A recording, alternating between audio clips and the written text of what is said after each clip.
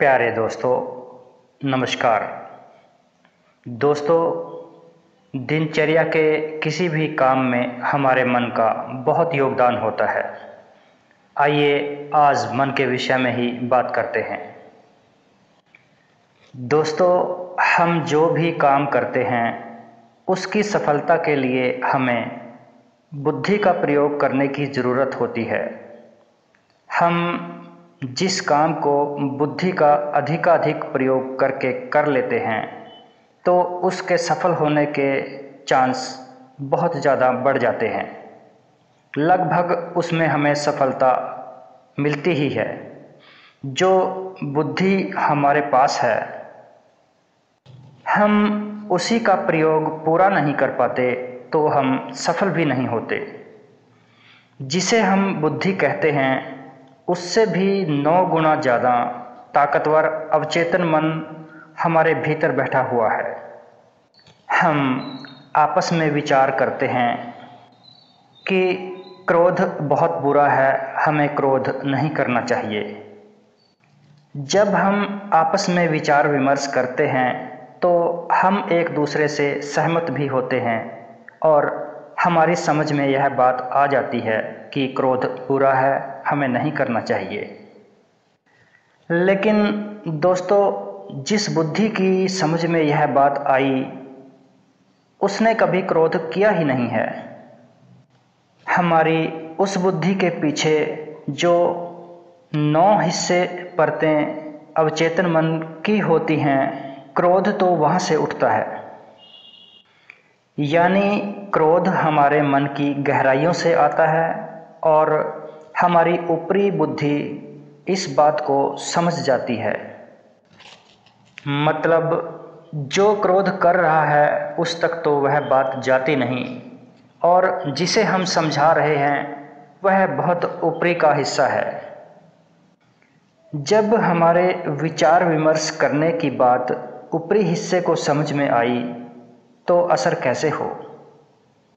गहराई में छुपा हमारा वह अवचेतन मन, वह ताकतवर मन मालिक है और हमारी ऊपरी बुद्धि उसकी नौकर के जैसी है। जब हमसे कोई बुरा कर्म हो जाता है तो हमें बाद में होश आता है और तब हम समझते हैं कि यह गलत हुआ है। जिसे बाद में होश आया वह हमारी बुद्धि और जो कर्म कर गया वह हमारा अवचेतन मन था। और जब बात पछतावे की आए तो बुद्धि को पता नहीं कि कैसे हो गया यह गलत काम।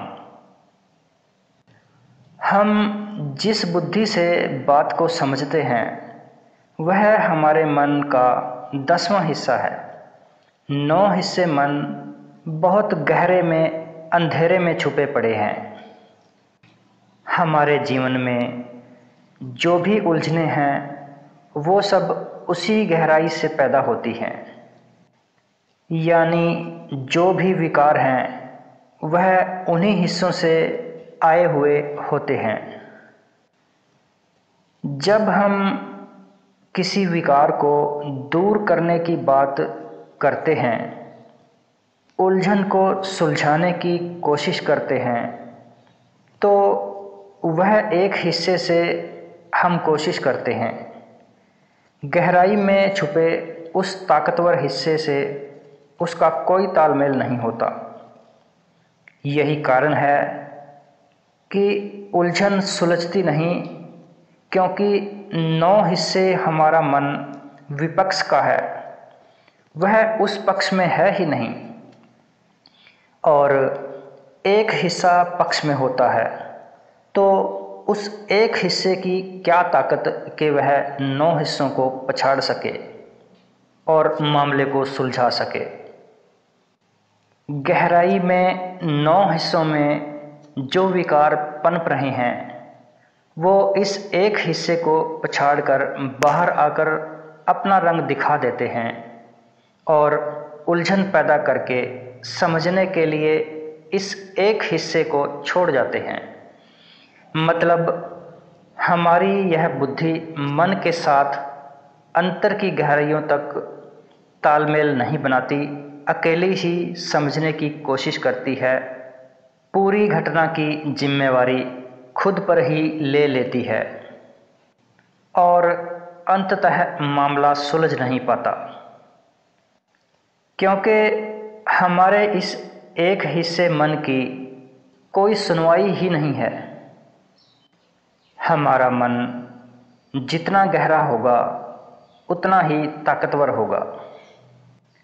बाहरी परत पर ताकत न के बराबर होती है। ताकत तो गहराइयों में छुपी होती है, केंद्र बिंदु पर होती है। हम जिसे बुद्धि कहते हैं वह हमारी बाहरी परत है, परिधि है। जैसे घर की बाउंड्री।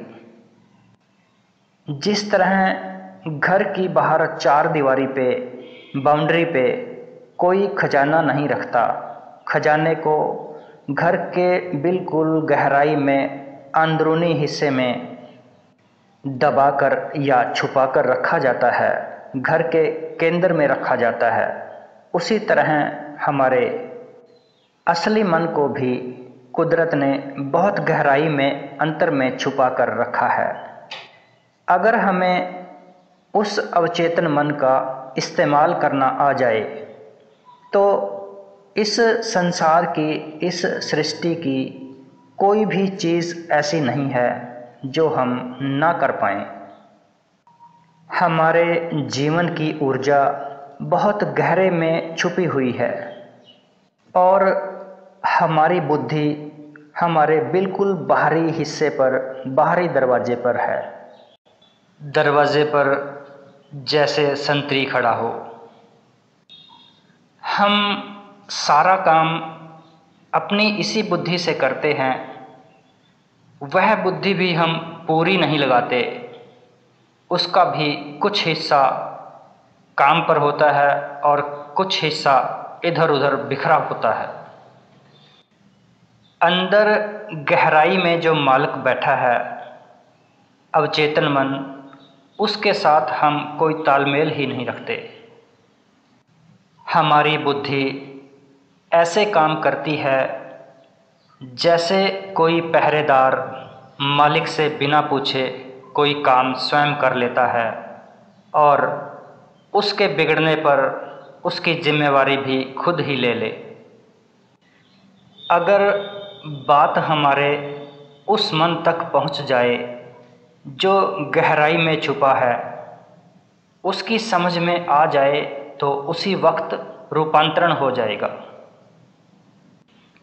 बेशक हम बड़े बड़े सत्संग अटेंड करते हों, धर्म चर्चाओं में भाग लेते हों या बहुत बड़ी बड़ी बातें कोई करे, लेकिन जब तक मन की गहराई में छुपे मन के आंतरिक हिस्से तक बात ना जाए तो रूपांतरण नहीं हो सकता।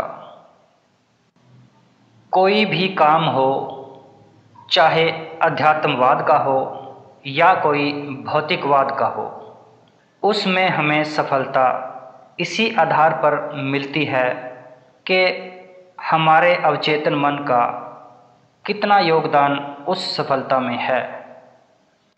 हम जो भी करें, हमारा एकाग्र होना, एकांत में बैठना या कहें पूरी कोशिश करके कोई काम करना, सब कुछ उस ऊर्जा को उजागर करने के लिए है जो अवचेतन मन के अंदर गहराई में छुपी पड़ी है। हमारे करने की विधि चाहे जो मर्जी हो, लेकिन मकसद एक ही है, उस आंतरिक ऊर्जा को उजागर करना। जब हम किसी कार्य को करने के लिए बार बार निरंतर प्रयास करते हैं तो थोड़ा थोड़ा करके बात उस तक पहुंच जाती है और हमारा वह काम बन जाता है जिसके लिए हम प्रयास कर रहे हैं। हम चाहे इस बात को समझें या ना समझें, जानें या ना जानें, लेकिन वह कार्य सफल तभी होता है जब बात उस तक पहुंच जाए। जब हम इस तरह के प्रयोग करते रहते हैं और उनकी तरफ ध्यान रखते हैं तो हमारे यह अनुभव बन जाते हैं और उन्हीं अनुभवों के आधार पर हम आने वाले समय में, भविष्य में भी इस तरह के कार्य करते हैं और उनमें सफलताएं मिलने के चांस जो हैं वो ज़्यादा बढ़ जाते हैं, जिसे हम तजुर्बा बोल देते हैं, अभ्यास बोल देते हैं। वह इसी तरह का कार्य है। इस तरह के अनुभवों को हम शब्दों में नहीं बांध सकते, वह केवल महसूस किए जा सकते हैं। हर किसी के अनुभव करने के अपने अपने अलग अलग तरीके होते हैं और वह अनुभव केवल उसी के काम के होते हैं। जब हमें किसी तरफ से कोई भी बात समझ में आती है तो समझी गई बात का हम अपने पुराने अतीत के अनुभवों से मेल मिलाप करते हैं और उन्हीं के आधार पर हम बात को समझते हैं। कामयाबी के हमारे वो अनुभव हमारे लिए भविष्य में प्रेरणादायक बन जाते हैं और भविष्य में होने वाले कामों को हम उसी से प्रेरणा पाकर कामयाब कर लेते हैं और उनमें सफल हो जाते हैं। दोस्तों, इसलिए हम सबको चाहिए कि हमारी जो कामयाबी की यादें हैं उनके अनुभव हम एकत्र करके उसके आधार पर आगे की यात्रा तय करें और अपने जीवन को सफल बनाएं। आने वाले ऑडियोज़ में हम फिर इस तरह की चर्चा करेंगे। आज इतना ही। कृपया चैनल को सब्सक्राइब करें और अगर पसंद आए तो ऑडियो को लाइक कीजिएगा। धन्यवाद।